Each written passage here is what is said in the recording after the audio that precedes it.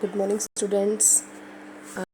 In previous lecture, we have read about entropy change in an reversible process, and in today's lecture, we will read about entropy change in an irreversible process.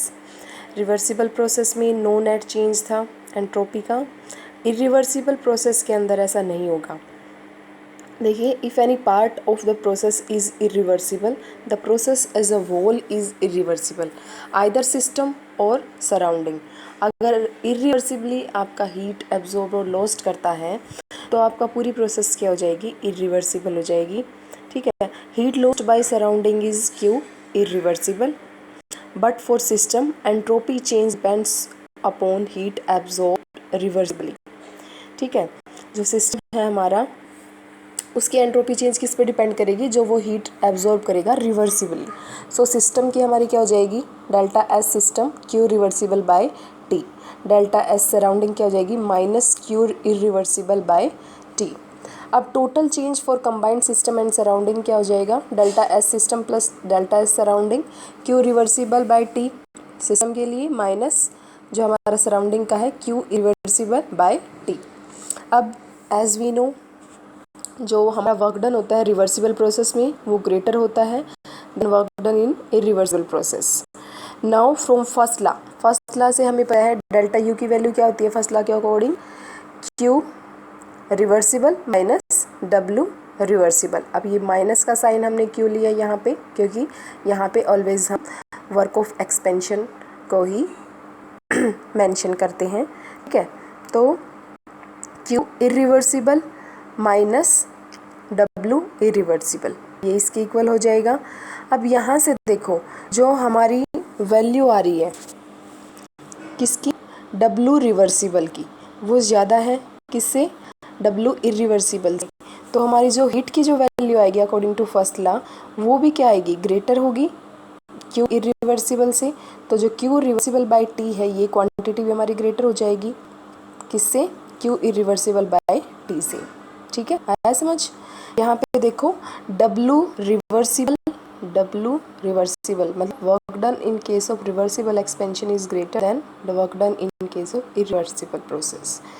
तो हमारी जो first law के according जो ये equation है, से जो Q reversible की वैल्यू है वो भी ग्रेटर हो जाएगी क्यू इरिवर्सिबल से, तो हमारी ये क्वांटिटी भी ज़्यादा हो जाएगी. तो यहाँ पे देखो, जो ये हमारी इक्वेशन है ऊपर वाली, जो कंबाइंड सिस्टम की जो हमारी एंट्रोपी चीज हम जहाँ देख रहे थे, वो ग्रेटर देन जीरो आएगी क्योंकि क्यू रिवर्सिबल ग्रेटर है क्यू इरिवर्सिबल से. तो कुछ इसमें अमाउंट बचेगी यहाँ पे, जीरो से ग्रेटर होगी. Delta S system plus surrounding zero से ग्रेटर होगा.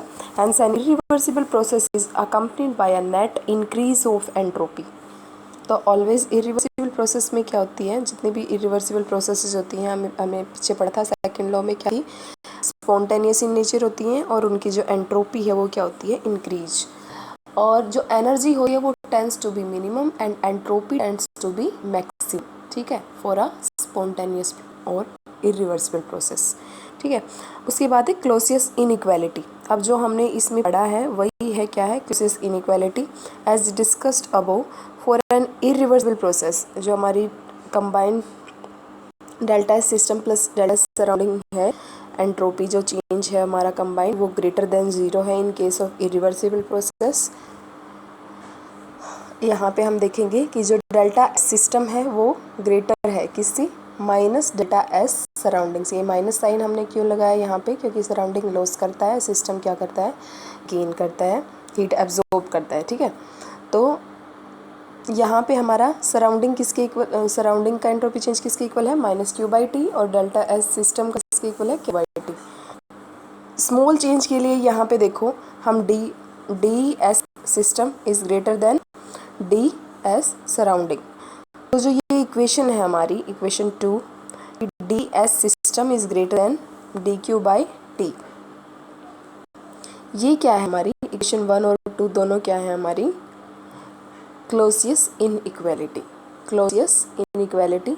For example, in heat transfer from hot body को हम यहाँ पे सोर्स बोलेंगे at T2 temperature to a cold body, जो जिसे हम सिंक मानेंगे एट T1 टेम्परेचर.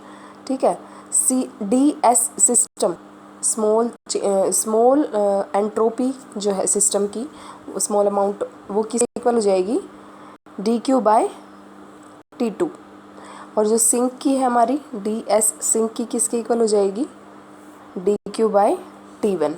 तो यहाँ पे टोटल चेंज हमारा किसके इक्वल आ जाएगा, dQ/T1 minus dQ/T2 equals to dQ, इसमें हम बाहर निकाल लेंगे, कॉमन निकाल लेंगे, 1/T1 माइनस 1/T2। अब यहाँ पे देखो जो T2 है वो हायर टेम्परेचर है, मतलब ऑलवेज ग्रेटर देन T1। तो यहाँ पे जो ये क्वांटिटी है हमारी, ये हमेशा क्या आएगी, पॉजिटिव, ठीक है ना। ये डिवाइड में है, डिवाइड में T1 हमारा लेस होता है, ठीक है, और T2 ज़्यादा है, तो ये हमारी पूरी क्वांटिटी की कैसी आएगी, पॉजिटिव वैल्यू आएगी इसकी, ठीक है, पॉजिटिव वैल्यू आएगी। तो इससे हमें क्या पता चलता है कि जो कूलिंग है वो leads to increase of entropy, ठीक है, cooling always leads to increase of entropy, ठीक है। इसे हम क्या बोलते हैं, क्लॉसियस इनइक्वालिटी। ये जो दे रखी है, तो इक्वेशन 1 एंड इक्वेशन 2 जो हमने ऊपर प्रूव भी करी है कि क्या ऐसा होता है, ठीक है। उसके बाद है entropy change for an ideal gas with change in PV and T। Pressure, volume, temperature के साथ आइडियल गैस का एंट्रोपी चेंज क्या होगा। तो यहाँ पे देखिए, consider 1 mole of an ideal gas filled in a cylinder fitted with frictionless piston. यहाँ पे हमारा del Q reversible is supplied to system isothermally at T temperature. तो यहाँ पे हमारा स्मॉल एंट्रोपी किस स्मॉल अमाउंट ऑफ एंट्रोपी किसके equal आएगा, small amount of heat absorbed reversibly divided by T temperature, ठीक है। उसके बाद from first law for an infinite process, जो स्मॉलर स्टेप्स में होती है उसको हम बोलते हैं इनफाइनाइट प्रोसेस। तो यहाँ पे हमारा del Q reversible is equals to DU minus del W, ये हमारा फर्स्ट लॉ से आया है। तो यहाँ पे हमारी डेल W की वैल्यू क्या आ जाएगी, माइनस डेल W की PdV के इक्वल होता है ये। अब इसको हम इस इक्वेशन में पुट करेंगे तो हमारी डेल क्यू रिवर्सिबल किसके इक्वल आ जाएगी, DU plus PdV minus del W के हमने वैल्यू पुट करी है जो कि किसके इक्वल होती है, PdV के इक्वल होता है, ठीक है। तो हमारी इक्वेशन 2 आ जाती है यहाँ पे। अब substituting value of equation 2 in equation 1, जो इक्वेशन 1 है हमारी उसमें हम इसकी वैल्यू पुट करेंगे। इक्वेशन 1 हमारी कौन सी, ये वाली, DS is equals to del Q reversible by T। तो यहाँ पे हम इसकी वैल्यू पुट करेंगे इक्वेशन 2 की, मतलब डेल क्यू रिवर्सिबल की वैल्यू पुट करेंगे तो DS हमारा जो स्मॉल चेंज है एंट्रोपी का वो किसके इक्वल आ जाएगा, DU plus PdV divided by T, ठीक है। अब यहाँ पे देखो T को हम उस साइड ले जाएंगे, TDS is equals to DU plus PdV हो जाएगा। For 1 mole of an ideal gas हमें पता है CV की वैल्यू क्या होती है, DU बाई DT। CV क्या है हमारी, heat capacity at constant volume. तो यहाँ पे DU की वैल्यू निकाल लेंगे, CV DT के इक्वल हो जाएगी, ठीक है। अब आइडियल गैस इक्वेशन से हम P की वैल्यू निकालेंगे। हमारा मेन मोटिव क्या है, इस इक्वेशन 3 में P की वैल्यू पुट करनी है और DU की वैल्यू पुट करनी है, ठीक है। DU में हमें CV वाली टर्म लेके आनी है और यहाँ पे P में हमें P के साथ DV है ना, तो V वाली टर्म लेके आनी है, ये अपने माइंड में रखना है। तो यहाँ पे आइडियल इक्वेशन से P की वैल्यू निकाल लेंगे हम RT/V, और DU की हमने वहाँ से वैल्यू निकाली थी CVDT इक्वेशन 4 में। तो इक्वेशन 4 और 5 की वैल्यू इक्वेशन 3 में पुट करेंगे तो हमारा क्या आ जाएगा, TDS is equals to CVDT plus RT/V DV। अब इसको हम यहाँ पे T को इस साइड ले आएंगे राइट हैंड साइड, तो हमारा क्या आ जाएगा, DS is equals to CVDT/T plus RdV/V। अब हमारी ये इक्वेशन बन गई है, तो हम यहाँ पे इसको इंटीग्रेट कर सकते हैं। हम हमारा स्मॉल चेंज था ना DS, अब हमें अगर लार्ज चेंज देखना है, हमारा S1 से S2 इनिशियल स्टेट से फाइनल स्टेट टोटल चेंज देखना है एंट्रोपी का, तो हम इसको इंटीग्रेट कर देंगे S1 टू S2। और जो हमारा राइट हैंड साइड वाली इक्वेशन है, यहाँ CV हमारा कांस्टेंट बाहर निकाल लेंगे, इसको T1 टू T2 इसको कर देंगे हम यहाँ पे इंटीग्रेट, और R को बाहर निकालेंगे, V1 टू V2 हो जाएगा इसका। तो ये जो हमारी वैल्यू ये क्या जाएगी, S2 upper limit minus lower limit put करेंगे तो डेल्टा S की वैल्यू क्या आ जाएगी, CV ln T2/T1 plus R ln V2/V1, ठीक है। ये इसको सोल्व करेंगे जब हम इसको, तो ये हमारी वैल्यू आ जाएगी। ये क्या है, एंट्रोपी का चेंज है किसके साथ, जब टेम्परेचर आपका T1 टू T2 चेंज हो रहा है और वॉल्यूम आपकी V1 टू V2 चेंज हो रही है, तो कंबाइंड चेंज के लिए हम ये यूज़ करेंगे इक्वेशन। अगर सपोज आपका टेम्परेचर कांस्टेंट है, आइसोथर्मल प्रोसेस है, तो आप फर्स्ट टर्म को हटा दोगे, सिर्फ आर एल वॉल्यूम के चेंज देखना है तो are L N V2 by V1 वाली इक्वेशन यूज़ करेंगे। ठीक है, ये आगे भी आप बुक में देख लेना, आइसोथर्मल, आइसोकोरिक और आइसोबैरिक प्रोसेस के लिए अलग अलग इक्वेशन यूज़ होती हैं। बस आपको मेन ये पता होना चाहिए कि मेन इक्वेशन क्या है हमारी, टेम्परेचर, प्रेशर और वॉल्यूम के साथ एंट्रोपी चेंज जब देखते हैं तो। ठीक है, उसके बाद है नेक्स्ट फॉर जैसे अब इसमें आ गया कि अगर हमने टेम्परेचर और प्रेशर के साथ एंट्रोपी चेंज देखना है, तो हम इसको जो V वाली टर्म है इसको हटा के इसको P की फॉर्म में लिखेंगे। ठीक है, तो from ideal gasification he P1 V1 हमारा किसके इक्वल होता है, RT1, P2 V2 RT2 के इक्वल होता है। तो यहाँ से हम किसकी वैल्यू निकाल लेंगे, V2 बाई V1 की। इक्वेशन 7 में देखो V2 बाई V1 हमारा किसके इक्वल आ जाएगा, T1 P1 by T1 P2। ठीक है, हमने जो V2 बाई V1 है उसको प्रेशर की टर्म में लाना है। ठीक है, तो अब इस इक्वेशन इसकी जो वैल्यू हम इक्वेशन 6 में पुट कर देंगे, जो हमारी प्रीवियस इक्वेशन 6 थी, इसमें पुट करेंगे इसकी वैल्यू, तो हमारा क्या आ जाएगा, delta S is equals to C V L N T2 by T1 plus R L N T2 P1 T1 P2। ठीक है, अब यहाँ पे सी वी है, इसको भी हम CP की फॉर्म में लिखेंगे। CP और CV का रिलेशन हमने पिछले सेमेस्टर में पढ़ा था, CP minus CV equals to R। तो CV की वैल्यू क्या आ जाएगी, CP माइनस R। इसकी वैल्यू पुट कर देंगे इसमें, और यहाँ पे इसको जब हम खोल के लिखेंगे, ब्रैकेट ओपन करके लिखेंगे, तो ये जो हमारी बीच वाली टर्म है ये कैंसिल आउट हो जाएंगी। सिर्फ क्या बचेगा, CP ln T2 by T1 plus R ln P1 by P2। अब ये जो ln है ये हमारा नेचुरल लॉग होता है, इसको अगर हम लॉग की फॉर्म लिखते हैं तो ln किसके इक्वल होता है, 2.303 लॉग के इक्वल होता है। जब न्यूमेरिकल सोल्व करते हैं तो हम उसमें लॉग की वैल्यू लिखते हैं। ठीक है, क्योंकि हमें लॉग वैल्यू निकालनी होती है वहाँ पे। तो ये हमारी इक्वेशन आ गई है एंट्रोपी चेंज के लिए, किसके साथ, टेम्परेचर एंड प्रेशर के साथ। ठीक है, नेक्स्ट है हमारा entropy change during phase change. Entropy change during phase change. Phase change क्या होता है, जब आपका एक फेज, आपकी 3 फेज हो गया ना, सॉलिड, लिक्विड एंड गैस, तो अगर एक फॉर्म दूसरी फॉर्म में चेंज होती है, दूसरी फेज में जाती है, तो कुछ टाइम के लिए जब तक फेज चेंज होता है आपका जो टेम्परेचर है वो कांस्टेंट रहता है। मतलब जैसे फॉर एग्जांपल अगर आपकी आइस मेल्ट हो रही है वाटर के अंदर, ठीक है, तो कुछ टाइम के लिए जब तक पूरी आइस मेल्ट हो जाती है वाटर के अंदर, उसका जो टेम्परेचर है वो कांस्टेंट रहता है। ठीक है, मतलब उस पानी का, चिल्ड पानी का जो टेम्परेचर है वो उतना ही होगा जितना आपका आइस का होता है। तो वहाँ जो हीट एब्जॉर्ब और लॉस हो रही है उस हीट को हम बोलते हैं लेटेंट हीट, लुप्त उष्मा। ठीक है, सॉरी गुप्त उष्मा, हिंदी में इसको गुप्त बोलते हैं। ठीक है, तो लेटेंट हीट हमारी क्या हो जाएगी, वो हीट है जो उस फेज चेंज के ड्यूरिंग आपकी एब्जॉर्ब्ड और लॉस होती है। ठीक है, एंट्रोपी चेंज क्या होगी उस टाइम पे, entropy change accompanying the phase change. तो डेल्टा एस की वैल्यू आ जाएगी delta L H by T. ये डेल्टा एल एच क्या है, हमारी लेटेंट हीट। ठीक है, जैसे for example entropy of vaporisation अगर हमने निकालनी है तो हम क्या निकालेंगे, delta S V is equals to delta heat of vaporisation divided by T B. T B क्या है हमारा, बॉइलिंग टेम्परेचर। ठीक है, ऐसे ही अगर आपने एंट्रोपी ऑफ फ्यूज़न निकालनी है या एंट्रोपी ऑफ मेल्टिंग निकालनी है, ठीक है, फ्यूज़न और मेल्टिंग, ये देखो अगर गैस कंडेंस होती है तो वहाँ पे आपकी क्या हो जाएगी, एंट्रोपी ऑफ कंडेंसिंग। ठीक है, और अगर वही लिक्विड आपका वेपोराइज होता है तो उसी को हम क्या बोल देंगे, एंट्रोपी ऑफ वेपोराइजेशन। ठीक है, दोनों प्रोसेस रिवर्स में होती हैं, तो यहाँ पे हम इसके लिए फॉर्मूला लिख सकते हैं ये। नेक्स्ट हमारा क्या है, next topic and last topic है इस यूनिट का, entropy change on mixing of an ideal gas. Entropy change during mixing of ideal gases.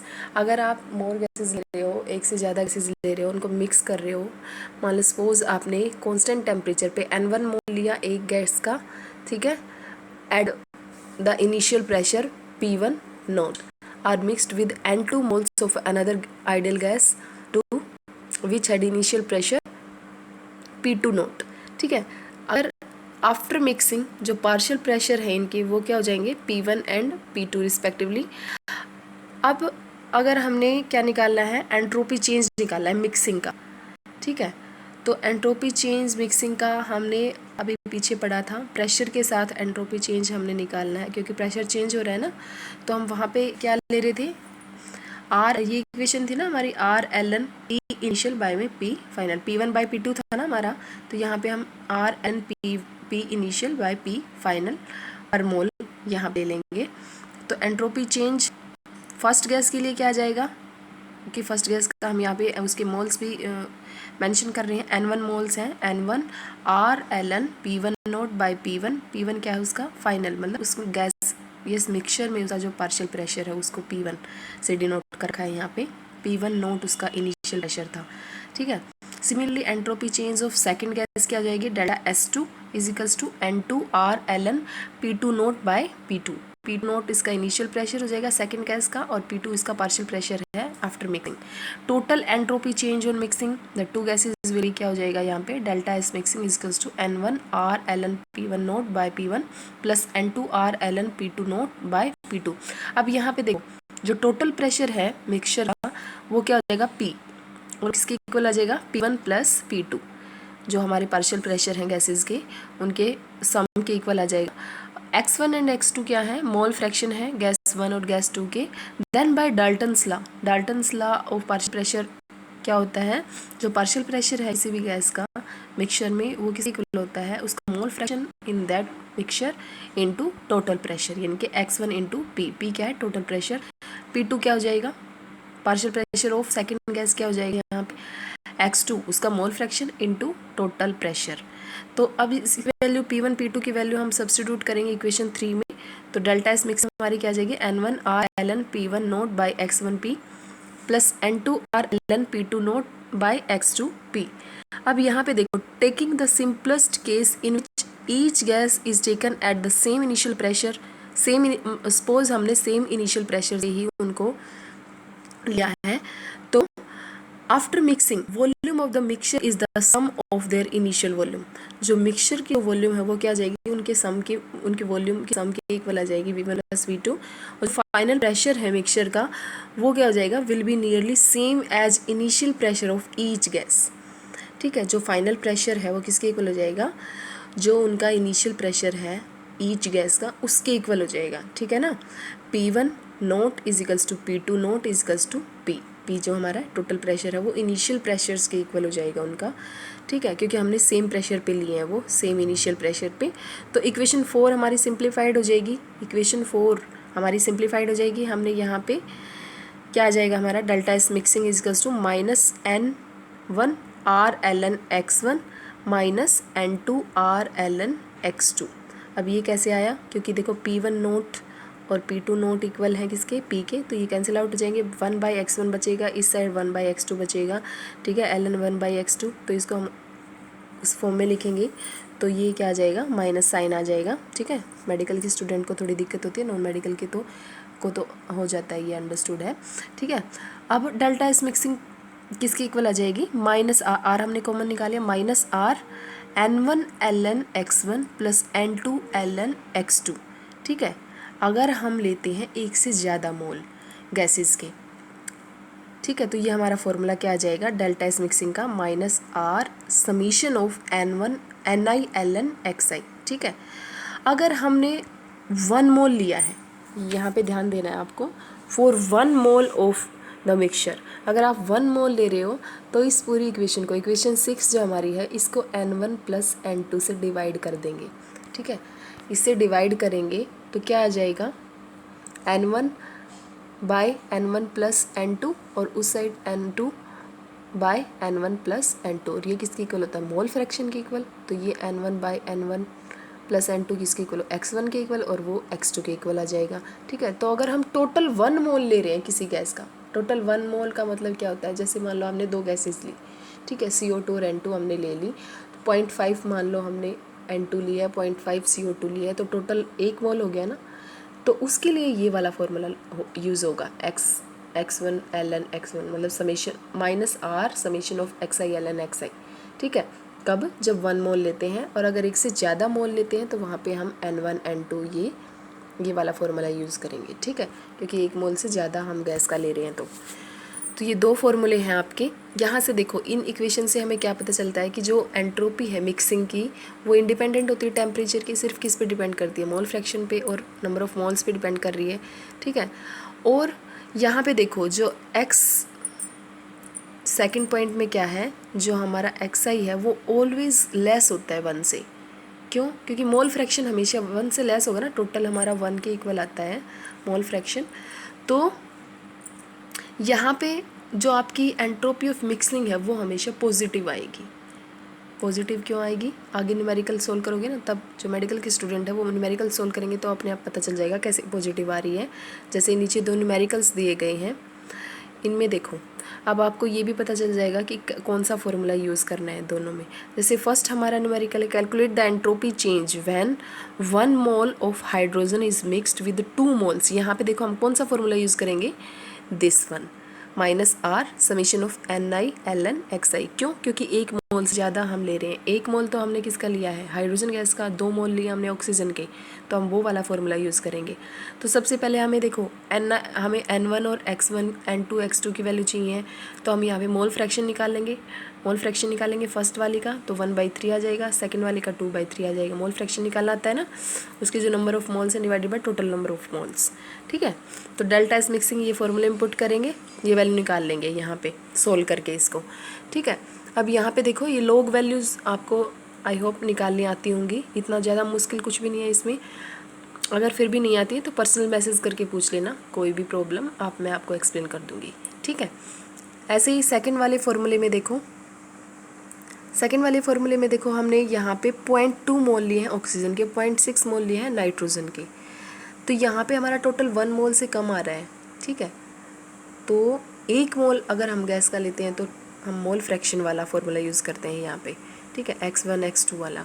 तो यहाँ पे आपको ये वाला फॉर्मूला यूज़ करना है, ठीक है, ये वाला फॉर्मूला यूज़ करेंगे। अब यहाँ पे देखो, इसको जब आप सोल्व करोगे ना, जैसे ये है, अगर आपको इसमें लोग वैल्यू निकालने में दिक्कत आ रही है तो देखो 0.2 यहाँ तक तो सोल्व कर लोगे, -2.303 इंटू 8.314 ये आर की वैल्यू है, जूल्स पर केल्विन पर मोल। उसके बाद हमारी x1 की वैल्यू 0.25 है, ठीक है, लोग x1 0.25। तो इसको आप कैसे सोल्व करोगे? लोग 0.25 है, इसको आप खोल के लिख लेना। कैसे लिखोगे?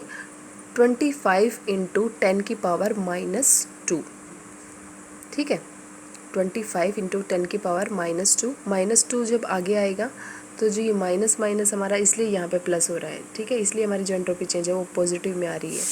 तो -2 हमारा आगे आ जाएगा और जो 25 है उसकी हम लोग वैल्यू निकाल लेंगे। ऐसे ही 0.75 वाले में भी इंटू में 10 की पावर -2 कर देंगे, -2 आगे आ जाएगा और 75 की लोग वैल्यू आप इजीली निकाल सकते हो, ठीक है।